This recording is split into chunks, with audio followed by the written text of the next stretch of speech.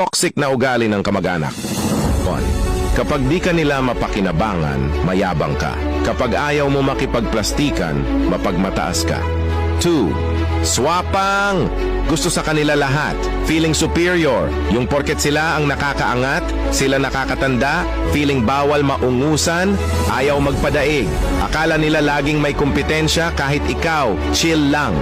3. Yung respeto nila base sa kung may pera ka o wala. Kilala ka lang kapag meron ka, kapag wala, tae ang tingin sa'yo. 4. Gusto kang ibaba, mas makukuha mo pa ang totoong suporta sa ibang tao kaysa sa toxic na kamag-anak mo. 5. Mababait sa harap mo, pero patalikod kung tumira. Nabubuhay sa paninira ng kamag-anak kaya hindi umaasenso. 6. Bastos ka kapag sumagot ka, pero nung panahon na sila ang nang babastos sa'yo, okay lang. Nung pumalag ka, bastos ka na. 7. Yung feeling may ambag sa buhay mo, pero sila naman yung walang pakialam noon.